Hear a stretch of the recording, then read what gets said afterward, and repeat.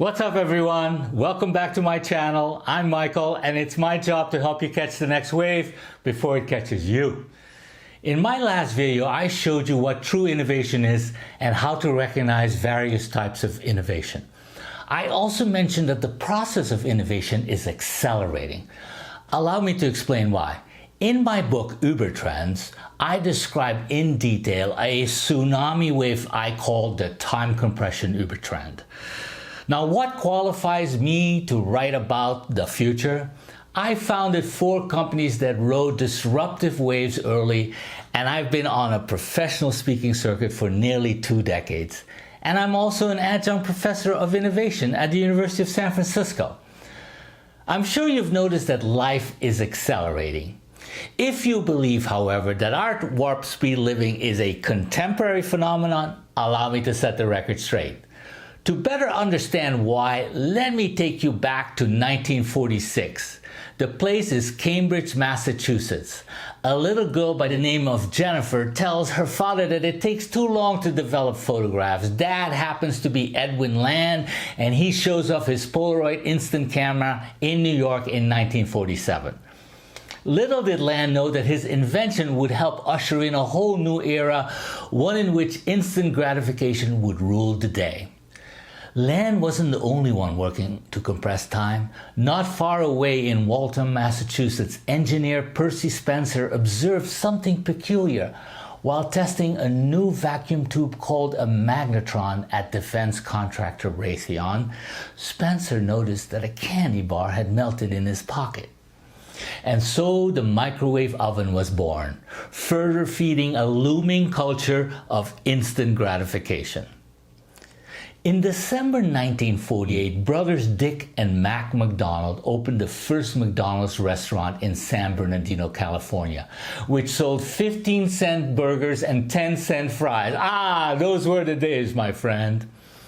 Yes, White Castle had beaten McDonald's to the punch, launching its fast food chain in Wichita, Kansas in 1921. But it was McDonald's that came to symbolize our fast food culture.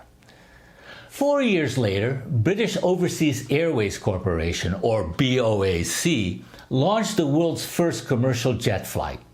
The acceleration of humanity took a giant leap forward with this 503-mile-per-hour jet, which helped usher in a whole new concept, jet setter, an all too meaningful homage to a glamorous and significantly faster lifestyle. Time compression developments continue to arrive at heightened pace.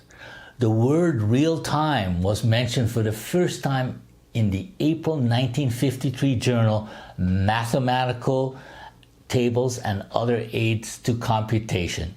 Did you expect anything else, really? The acceleration of life had one major consequence: growing societal angst. Hans Seeley, a Hungarian professor then living in Montreal, Canada, was the first to popularize the concept of stress in his groundbreaking 1956 book, The Stress of Life. Fast forward to 1969, a monumental year. That's when DARPA rolled out the internet, an invention that would shake up society some 25 years later. 1969 was also meaningful for time compression because on Christmas Day, in a Tokyo department store, Seiko launched the Astron, the world's first commercially available quartz watch. What was so notable about the Astron, you ask, besides its space-age name? It used a quartz oscillator that was accurate to about a minute a year, which was not only groundbreaking, but also foreshadowed a future where we would be micro-slicing time. Another memorable year in the history of time compression was 1973. On the company's first night of operation, 389 Federal Express employees using 14 jets delivered 186 packages to 25 U.S. cities. But Federal Express, shortened to FedEx in 2000, would not catch on until the early 80s when its catchphrase, "when it absolutely positively has to get there overnight," began to register with business. Now you're probably wondering, why is all this history relevant to me?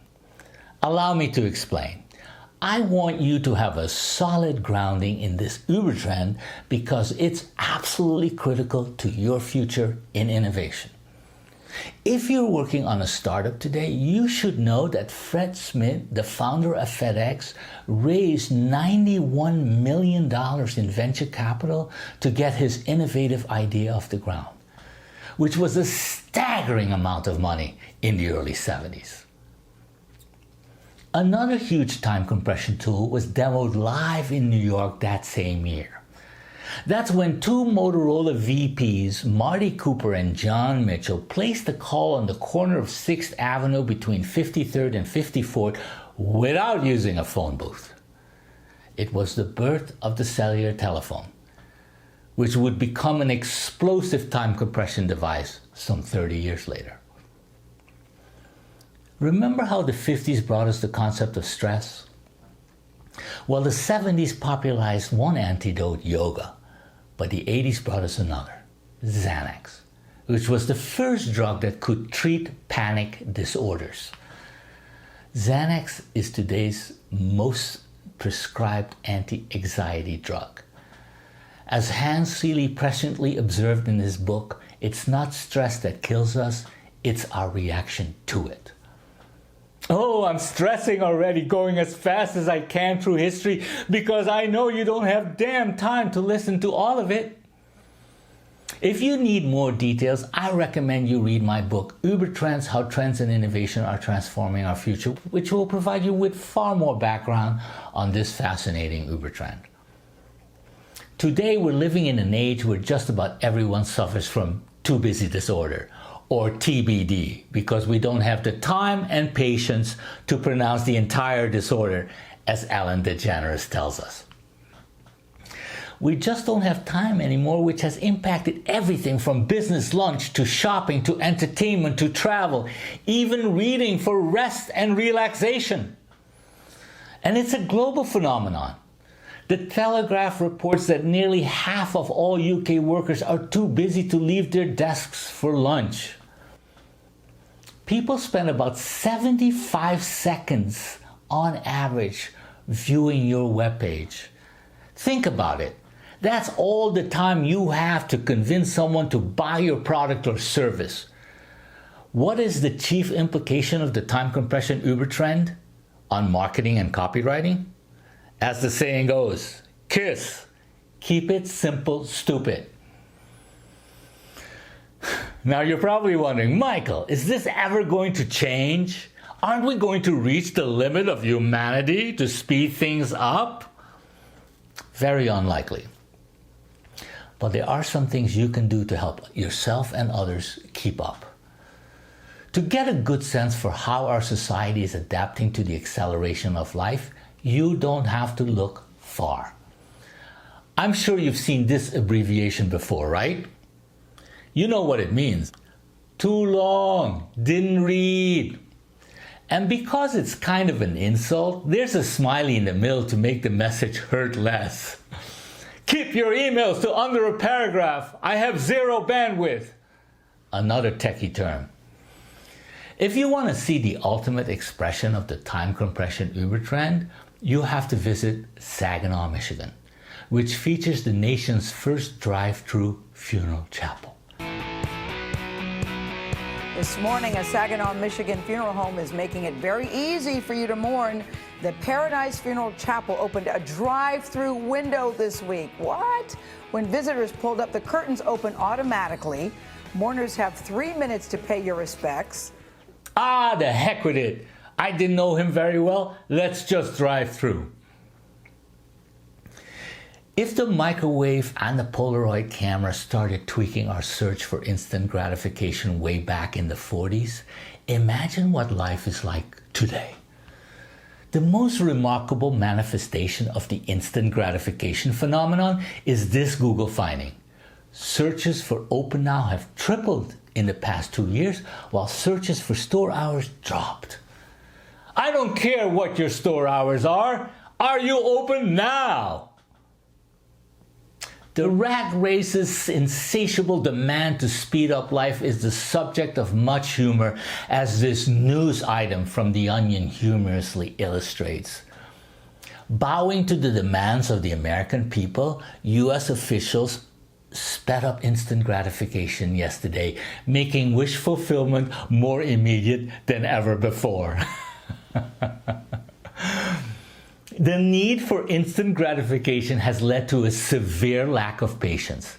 67% of social media users want to get a response the same day, and 4 out of 10 want to hear from you in less than an hour. And this trend is even more pronounced among millennials and digital natives, your customers of tomorrow. To cope with the pressures of time, we have started to multitask more.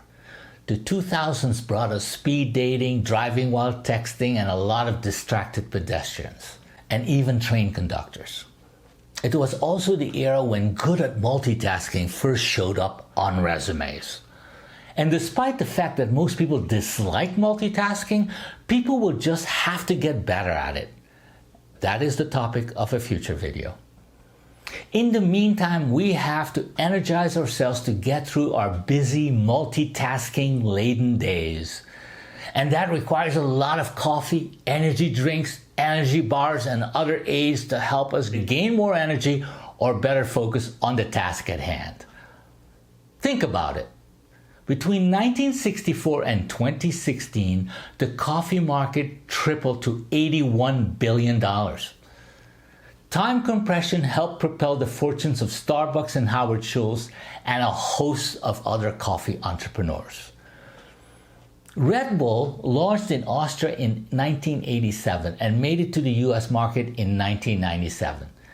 Between 1999 and 2020, the energy drink market will have grown 16-fold to $61 billion.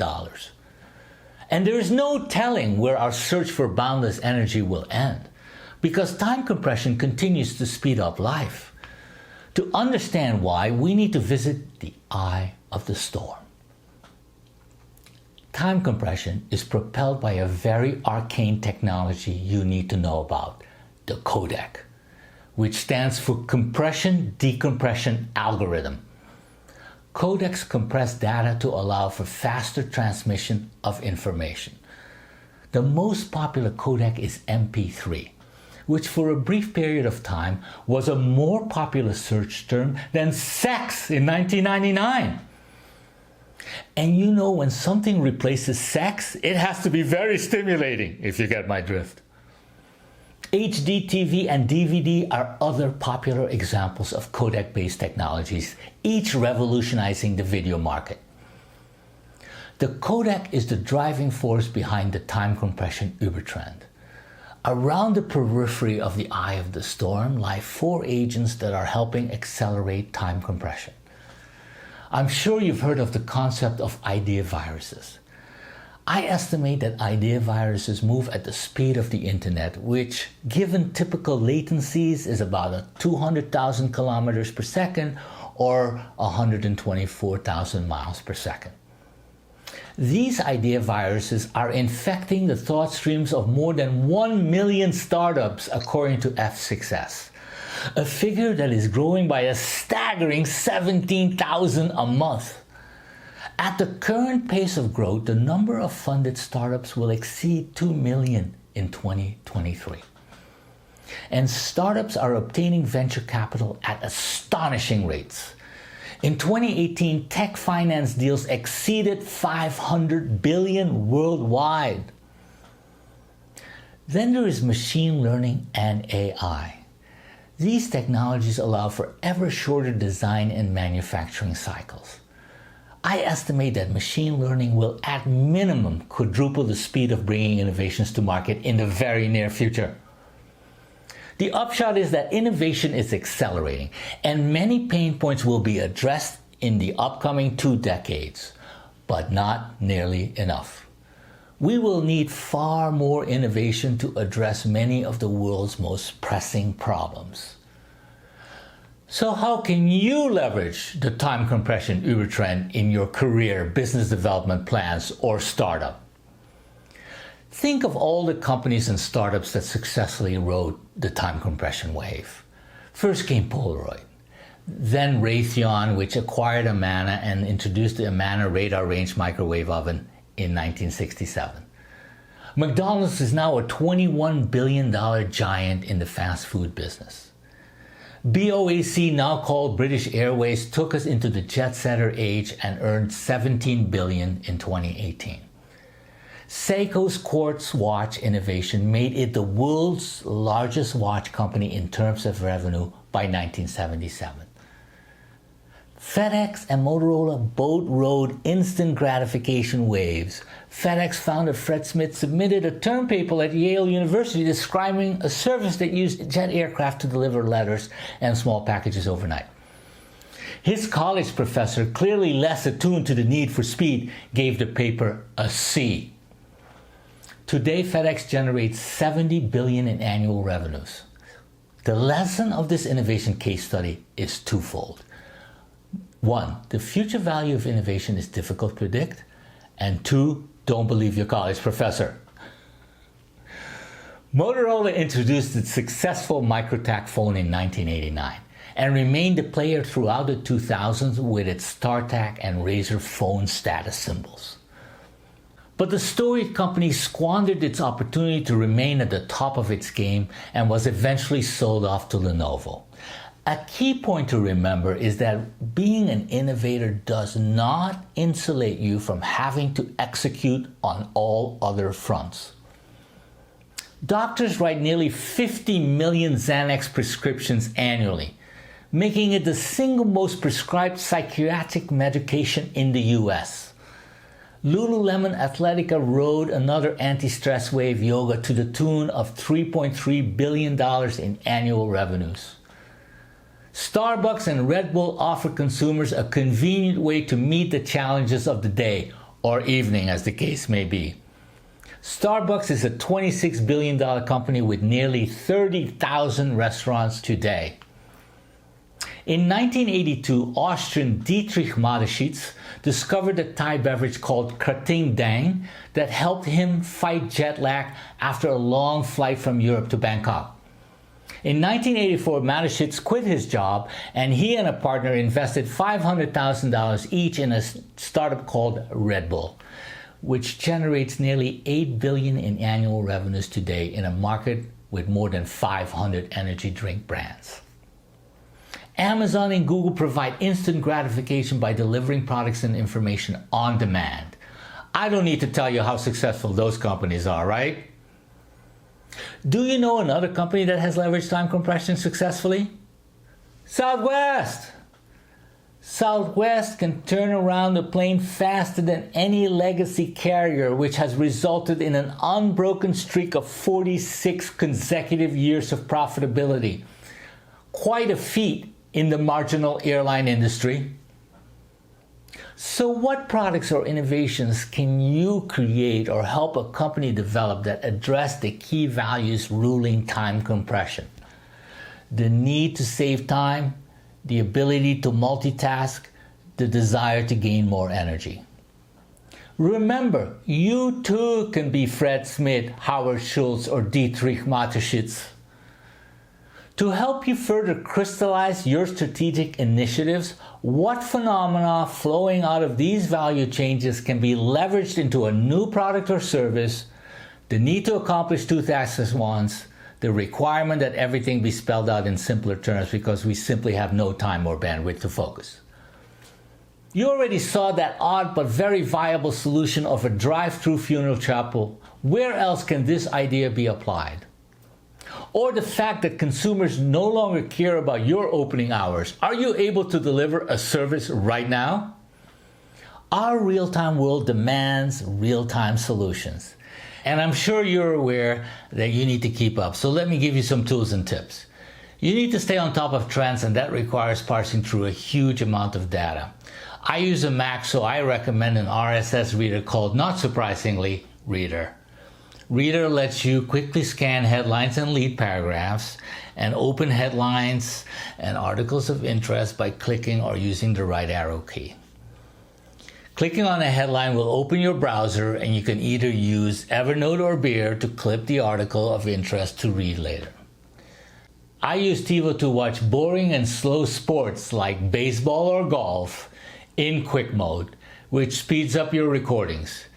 You can do the same thing while watching YouTube videos, I'm sure you know, by clicking Settings, the gear wheel, and choosing one of the 4 faster speeds. If you like to listen to audiobooks or podcasts, you should know that apps like Overcast help you listen at much higher than average speeds, which will speed up your information absorption. When I travel, I use an app called City Mapper, which I think is fantastic because it allows me to precisely estimate travel time and even tells me what part of the underground or metro I need to sit in to save time when getting off. Of course, travel being the huge time suck that it is requires that you be able to catch up on your email and reading anytime, anywhere. For that reason, I highly recommend T-Mobile in the US because they offer free global roaming, a truly necessary service.